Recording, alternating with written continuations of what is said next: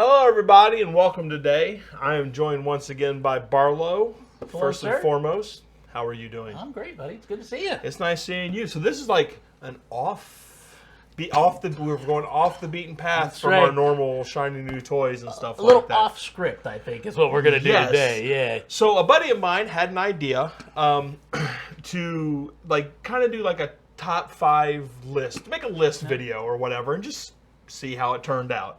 And we were coming up with all kinds of ideas, and I was like, you know who I can ask? Barlow.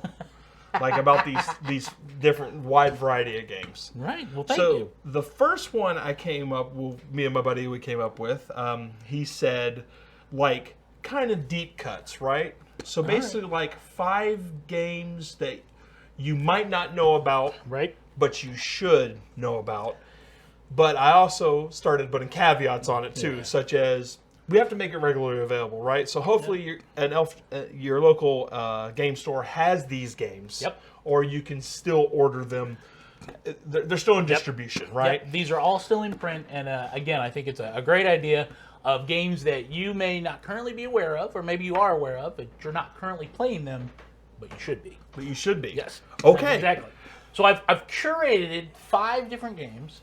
And they run the broad spectrum of games. There is a card game, there's a dice game, there's a minis game, there's a role-playing game, and there's a pocket game, something that you can just play just about any time you want. Okay. So I think it's cool. a nice Now, little I will collection say, of when I was talking to my buddy about this, I knew one of these games was going to be on this list. Because I've known you for a while, and you love this game we're going to talk about. I do. Do we want to start with that one? I will you're going to run the show today, okay? Let's so we'll pull them down. So that is the card game, and that card game is Schotten.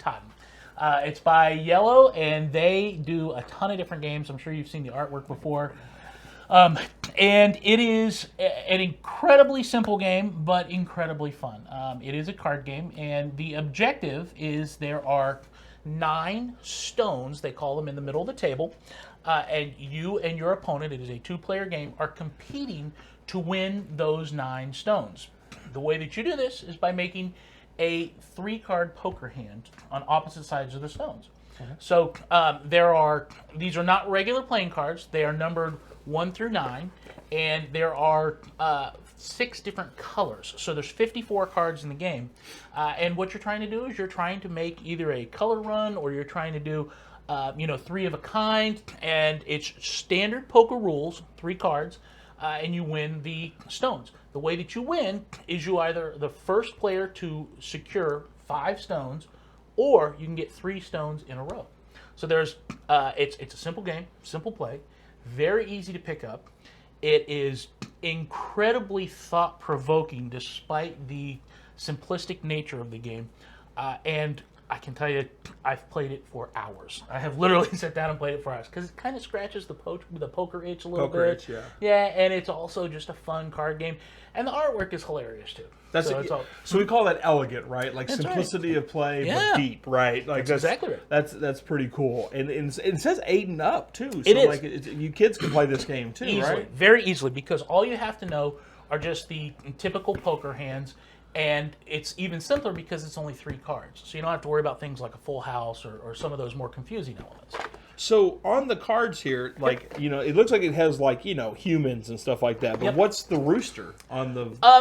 He's just a character on some of the cards. There's just drawings, so all of the cards are numbered and colored, and they're just it's just part of the artwork. The artwork is so the way they tell us is that it's an old Scottish game, and the old Scottish game is to try and catch these stones, and you're competing for these stones. I don't know if there's any legitimacy to the old Scottish concept of this game, or if it's even a very old game in that nature, but it is super fun. Now, the other thing that I will say is that they have just recently released a Schotten 2, which is a re-look at the game. You can't have Schotten 2 and you play Schotten 1 with it. You need, they're 2 different games. They're 2 different games. So this is clearly the one I recommend because this is super fun. It's super simplistic, like you said, elegant. And then the second one adds a little bit more complexity to a different kind of concept. All right, cool. So, and it is kill or be killed. That's what it's going to be. That's the Scottish nature. Look, he's got his little cap on, isn't he? Is he playing some type of bagpipes there or something? The little rooster. And this is like a game you could travel with too. Like, I mean, you look at it. We'll have to zoom in on it there, but it's just literally some cards and some tiles. Yep, those tiles are the stones. That's what you're playing. A bag that you're traveling with. I have played it at lunch at a lunch table. So I mean, I've gone to lunch at a restaurant. Yep, very easily done in 20 minutes. Oh, this is a nice one. All right, which one do you want to talk about next? Let's talk about the dice game. So this is something else that I think. This was introduced to me by a very good friend, Q. If you're watching, Q, thank you very much. That's a great recommendation here. This is so it's kind of like an arena-style game where you are combating other players. And what you start with is you are a character and you have a play mat, essentially, which has your character's abilities on it. And you also have dice that are specific to your character.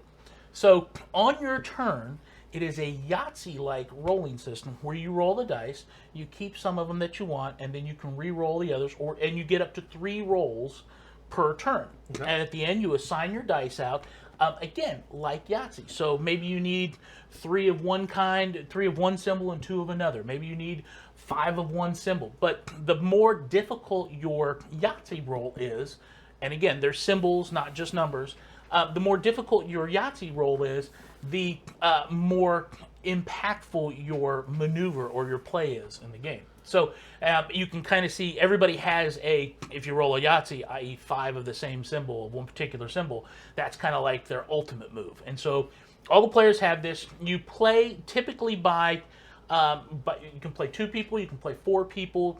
There's a number of different combinations.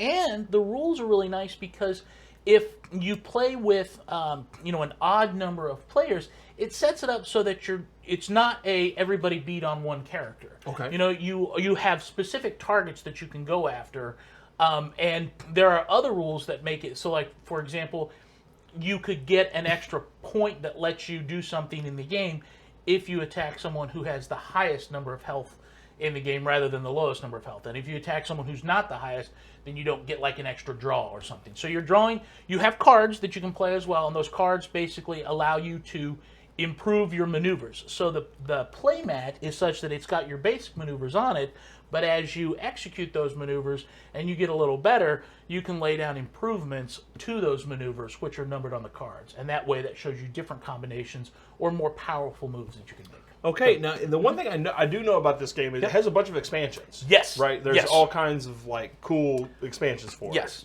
They are. So the expansions are characters that you can play. The core box, and there's 2 seasons of it so far. Can you interact the seasons? Absolutely. Okay. Absolutely. The whole game, you can have even, really, if you have an expansion that's only got 2 characters, you could play the game, a full game with just that. With just you don't the 2. even, yes. Okay. So you don't even need like a starter one. The starter ones have 4 characters in them. The expansions each have 2 characters. And at this point, I think there's 2, there's a season 1 starter, a season 2 starter, and I believe there's 4 expansions per season, 3 or 4 per season. So, and they're all different kinds of characters, and it is genre mixing as well, because you got a gunslinger and a wizard, and then you have a paladin, but you also have a ninja, and you have a super scientist. Right? Yeah, exactly, and a super scientist, and all kinds of. So it's a really, really neat. Genre mixing kind of element. And they also all have great art. Like all the characters are greatly illustrated. It's a really cool looking game. So that's what. Interested in trying this one. Oh, we should totally play. We should play. My buddy Q, the reason he got onto this was because he saw the art and he thought the art looked cool, and that's how he dug around and found out the game and introduced me to it. Awesome. So that was exactly what so this is one we're definitely going to try out. Oh, yeah. We're definitely going to play that one. Yeah. Like I said, if you're not playing these games, you need to be because they're all super, super fun. All right, where do we want to go next? Let's do, so we talked about a dice game. Yep. We talked about a card game. Let's talk about the quick pocket game because we talked about that a little bit, and then we'll save my 2 favorites for last because I love role playing games and I love miniatures games. So, so this one is kind of a pocket game, and it is called simply The Game. There are different versions of this. This is the original version. So what you do is you have 4 piles of cards in front of you. So all the cards. there are 100 cards. They are numbered 1 through 100. Well, actually, they're numbered 2 through 99, but we'll get to that in a second. So you have 2 piles that start at 1 and they build up. And you have 2 piles that start at 100 and they build down. You have a hand of cards. Every player has a hand of cards. And on your turn, you have to lay 1 or more cards on top of those piles, whether it's counting upwards or counting downwards.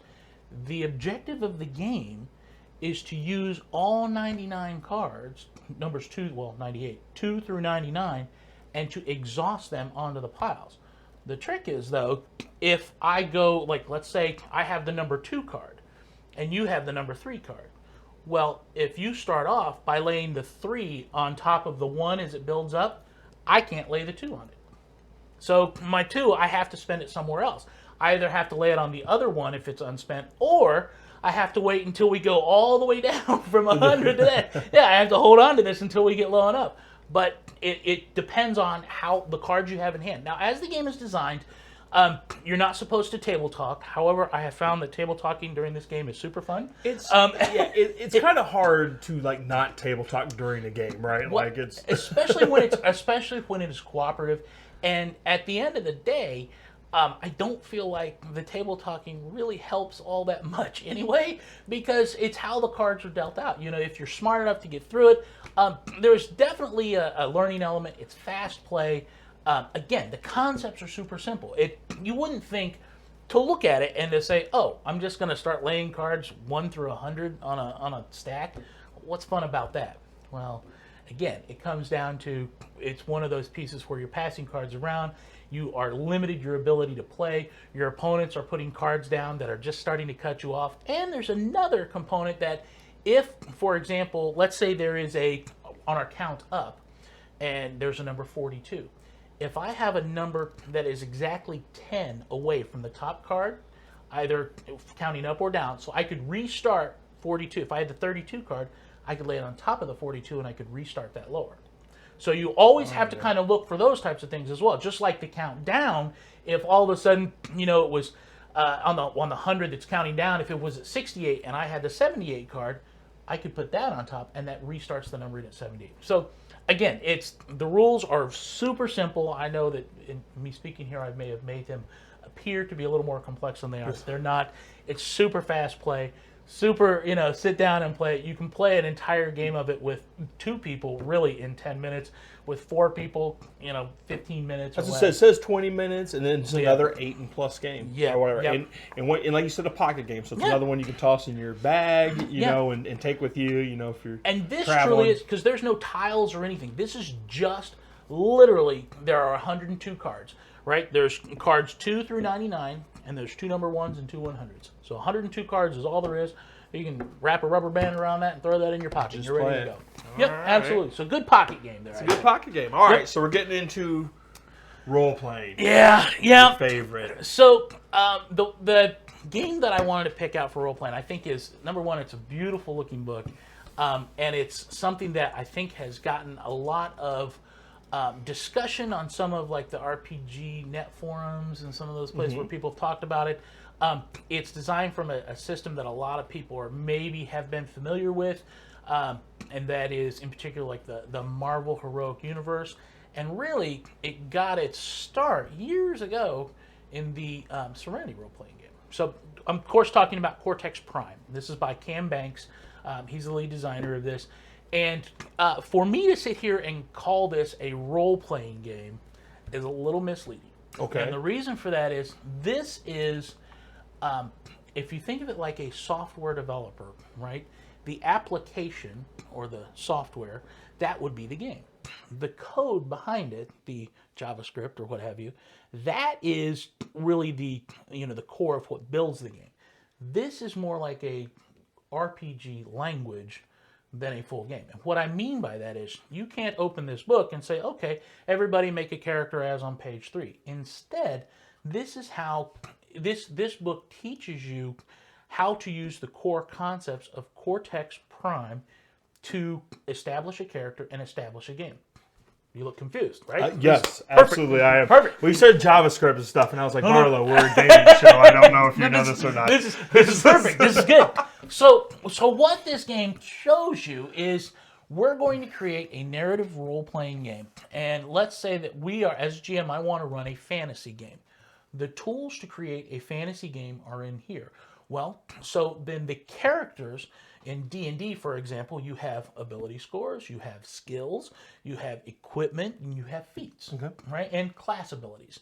This instead says, all right, you're going to have different traits, and those traits might be distinctions. If it's fantasy, we're going to call them distinctions, skills, and equipment. If you want to play a superheroes game, these could be powers, special effects, and distinctions, we'll call them. So so they're all different elements. No matter what you want to play, this has the tools for you to do that. And it's it's make your own role-playing game.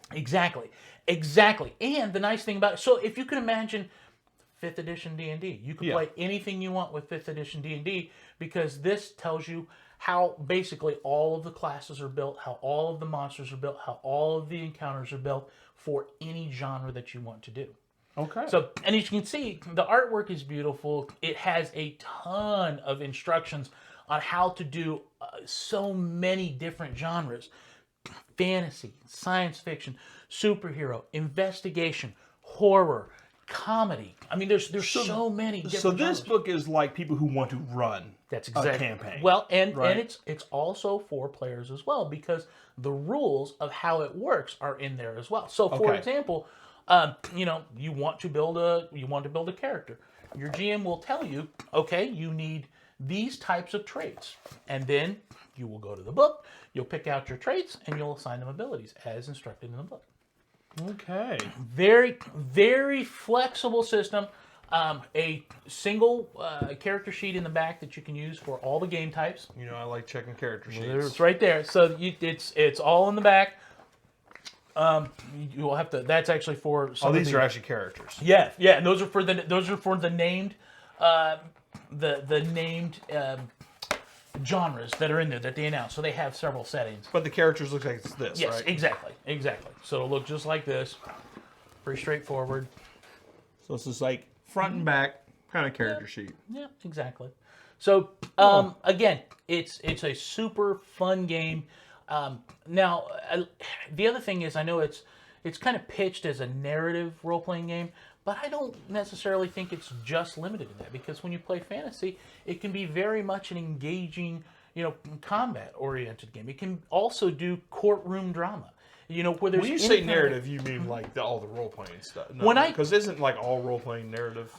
That's a really good question. And I think that in modern discourse, a lot of people, when they talk about narrative role-playing, they mean how much influence the player has over the mechanics of the game. So, like, for example, a lot of narrative games are known for having like plot points or fate points or things that they can spend to change what's happening in the scenario. So like, I'm going to spend a plot point, and I'm going to say, I'm going to change the storyline. So how collaborative it is between the game master and the player. That's kind of the element of narrative. Whereas a traditional role-playing game like Dungeons & Dragons, the dungeon master is in complete control of the world and says what happens, and the players react to it rather than help to design what's happening in the world outside of just their characters. So this, while it is definitely marketed as that, as something that the players are going to have more influence into the world, it absolutely doesn't have to be at all, because those mechanics are not core to the system. They're additional add-on rule sets or add-on tools that you can use in the middle of the game. So again, a lot of flexibility, super cool. You should definitely check it out.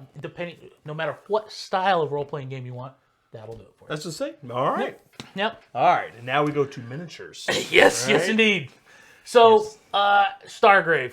You're familiar with Frostgrave? Yes, and I'm a big fan of Frostgrave. Yes. Joseph McCullough, same guy, did Frostgrave. Just recently released Stargrave. Stargrave is essentially the same concept, right? It's the reasons you should play this are because it's super fast, it's super fun, it's miniatures agnostic, it has campaign built right into the core system, and it's science fiction as well. If if science fiction is your thing, thing, like, yeah. oh, Frostgrave would be cool, but I'm not into fantasy. Got a solution right here. Congratulations, we Frost. Yep. There's Stargrave. Exactly. So in Stargrave, you form a crew, basically, and that's a captain and a first mate, and then you, just like in Frostgrave, where you have a wizard and your apprentice. Yeah.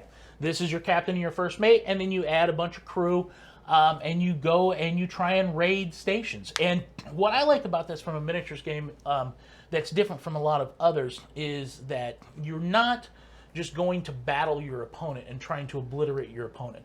There really are absolutely objectives in the game that you're trying to seize and carry back to your ship as assets, which after the game let you determine what cool stuff you found. I mean, you're space thieves, man. You're Firefly. You're going and against other crews, and you're trying to get the cool stuff out of the cargo ship, and you're trying to get it back to your ship. And if you got to shoot a couple of the other guys while you're doing it, well, so be it. Exactly. That's how it happens. So is this like in Frostgrave, right? Like, yep. It doesn't have to be like, you pick your wizard and apprentice, and it doesn't have to be humans, right? That's they right. have the same stats, right? But you can make an orc warband, and it's the human and not human, but you have your orc wizard and the apprentice wizard, and then have orcs running around with them, right? Yep. So you could basically any miniatures you want to use, you absolutely can. And there's even rules in here for if you want your alien to have some specific alien ability, you can put that in there as well. So if you really want, like, oh, my wizard, I could use an orc wizard, but what if I really wanted him to be very orky? You can do that now. You can make it very like that. So you can make it very, very alien. And one thing I will say about Osprey is they actually do support these type of games. Frostgrave had like 5 or 6 expansions for it, and they actually came out with a line of miniatures. If you were like, but it tells you in the book, use the minis you want. First expansion for this is coming out in September. There are tons of tools on their website right now in support of this, including crew sheets, all the things you might need, storylines, quick play type rule, little sheets for quick play rules. All of that stuff on their website. They're really a ton of support, and it's truly miniatures agnostic. And right now, there's so many good miniatures out there for sci-fi. If you happen to have a bunch of the old Wizards of the Coast Star Wars miniatures, you can play with those. The new Pathfinders or Starfinder miniatures that are out there that are gorgeous, you can play with those. Chronoscope. Yeah. Right? You can. Yeah. You want to paint your own models? You can get some Bones models that are sci-fi and paint those. Or, of course, 40K. 40K has some great Space Marine models and stuff you could use. So all of those, it's completely agnostic. And the only thing that it counts on, it doesn't even really focus on the base size so much. It's just the distance moved from the front of the base. Nice. So it's very, very simple to do. All right. It's great. Well, cool. All right. Well, I appreciate you doing that. And I'm hoping that we can do this more often, right? Make like 5 games or whatever. We'll do some more of them. I'll give you assignments like homework, right? I love it. I can do that. You can bring the 5 games or whatever. You tell me. You guys let us know what you want to see, and I'll come up with what I like can. 5 list of whatever. Yeah, let us know in the comments section. I would also like to say thank you to Greasemer because he is the person who gave me this idea. Brilliant idea. Thank you. And I was like, Barlow will love this. It's super fun. I love it. Yeah. I can't wait until we get into some really deep cuts, too. I think that's going to be super fun. Because I did kind of make it like, I kind of want deep cuts, but I do want people to be able to get them right now. Well, currently. Yeah, so hopefully they are available. Well, I hope these are at least deep enough that you may have seen them on the store shelf, but they may not be on your shelf. And it's something that you at least may have glanced over and said, oh, that might be interesting, and now you know what it's about. But check out. So yeah, if you are interested in any of this stuff, you definitely want to check your friendly local game store first. If they don't have it, you're welcome to check out Guardtower.com. I'll put the link in the description below. Also, too, if you do enjoy this video, please leave a like and subscribe. We genuinely do appreciate it because we are growing the channel and it genuinely helps. And we've built, I think we started off with something like 50 subscribers or whatever. We're almost at 300 now. So that's pretty cool, right? 300 people watch us. That's great. Or subscribe to us. Right. But so thank you for stopping by. We really do appreciate it. And Barlow, I look forward to the next one. I can't wait. I'm super excited. All right. Y'all have a good one now. We'll see you. Bye now.